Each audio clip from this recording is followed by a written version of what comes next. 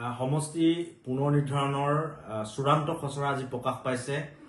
ইতিমধ্যে আমি চূড়ান্ত খচৰা আংশিকভাৱে আমি অধ্যয়ন কৰিছো আৰু এটা কথা কৈছো যে সমষ্টি পুনৰ নিৰ্ধাৰণ যেতিয়া হৈছিল আমি সদৌ অসম ছাত্ৰ সন্থাই তাক আদৰণি জনাইছিলো, কাৰণ সমষ্টি পুনৰ নিৰ্ধাৰণ গোটেই বিষয়টো আমি সদৌ অসম ছাত্ৰ সন্থাই 1986 চনৰ পৰা বিচাৰি আছিলো আৰু এইটো আমাৰ কাৰণে নতুন দাবী নহয়, এটা পুৰণা দাবী আছিল।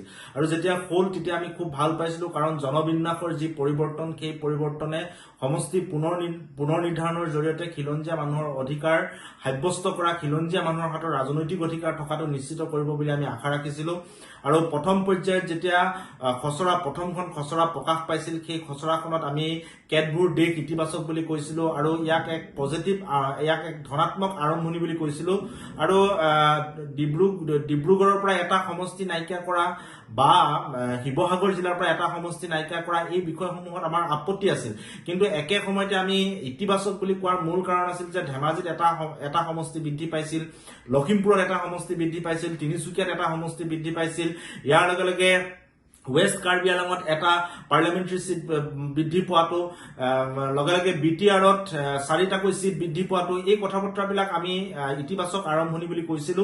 আৰু একে সময়তে আমি এটা কথা কৈছিলো যে সমষ্টিৰ সীমা সাল সলনি কৰাৰ সময়ত বহুতো আচলতে আখোৱা আছে, ৰাইজৰ বহু আপত্তি আছে। সেই আপত্তিবিলাক আমি প্ৰথম খচৰা প্ৰকাশ পোৱাৰ পিছত যেতিয়া তেখেতসকলে পাব্লিক হিয়াৰিঙত আহিছিল, আমি গোটেই কথা বতৰাখিনি তেখেতসকলৰ আগত উত্থাপন কৰিছিলো। আৰু কোনো কাৰণত জনবিন্যাস সলনি নোহোৱা, বিশেষকৈ সমষ্টি শিৱসাগৰ জিলাৰ আমগুৰি সমষ্টি, ডিব্ৰুগড় জিলাৰ লাহোৱাল সমষ্টি, এই সমষ্টিসমূহ কোনো কাৰণত কৰ্তন নহবৰ কাৰণে আমি তেখেতসকলক আহ্বান জনাইছিলো। কিন্তু এতিয়া যিখন চূড়ান্ত খচৰা প্ৰকাশ পালে, সেই চূড়ান্ত খচৰাখনত আমি দেখিবলৈ পালো যে বৰ বিশেষ সাল সলনি নকৰাকৈ তেখেতসকলে এই চূড়ান্ত খচৰাখন প্ৰকাশ কৰিলে, য'ত আমগুৰি সমষ্টিটো ঘূৰাই দিয়া নাই, লাহোৱাল সমষ্টিটো ঘূৰাই দিয়া নাই। আমি ইয়াক তীব্ৰ আপত্তি দৰ্শাইছো আৰু সীমা সাল সলনি কৰাৰ ক্ষেত্ৰত বা পাছোটাকৈ খিলঞ্জীয়া মুছলমান যি জনগোষ্ঠী, সেই জনগোষ্ঠী কেইটাৰ ৰাজনৈতিক অধিকাৰৰ ক্ষেত্ৰত আৰু আন বিষয়সমূহ যিসমূহত আমি পৰামৰ্শ দিছিলো, সেই পৰামৰ্শ দিয়া বিষয়সমূহ তেখেতসকলে কাৰ্য কৰা আমাৰ পৰিলক্ষিত নহল। গতিকে চূড়ান্ত যিখন আচলতে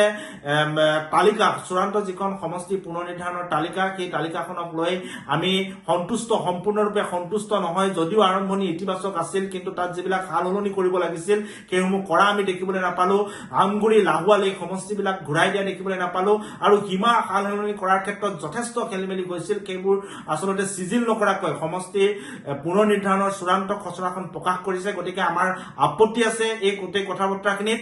আৰু আমি এতিয়া মুখ্যমন্ত্ৰী মহোদয়লৈ এটা আহ্বান জনাইছো, তেখেতে কিদৰে এই সমষ্টি পুনৰ নিৰ্ধাৰণৰ এই খচৰাখনে কেনেকৈ খিলঞ্জীয়া মানুহৰ অস্তিত্ব ৰক্ষা কৰিব, কেনেকৈ খিলঞ্জীয়া মানুহৰ ৰাজনৈতিক ভৱিষ্যত সুৰক্ষিত কৰিব, সহজ সৰল ভাষাত অসমীয়া মানুহক বুজাই দিয়াৰ দায়িত্বটো তেখেতে পালন কৰক। আৰু আমি সদৌ অসম ছাত্ৰ সন্থাই আমি দিয়া পৰামৰ্শসমূহ তেখেতসকলে সম্পূৰ্ণৰূপে কাৰ্য কৰা নাই বা সম্পূৰ্ণৰূপে তেখেতসকলে তাত প্ৰকাশ কৰা নাই। মানুহৰ যিবিলাক আচলতে ওজৰ আপত্তি আছিল, ওজৰ আপত্তিসমূহ প্ৰথম খচৰাখনত যিদৰে আছিল, দ্বিতীয় খচৰাখনত যে কিছু সাল সলনি কৰিছে আমি দেখিবলৈ পোৱা নাই।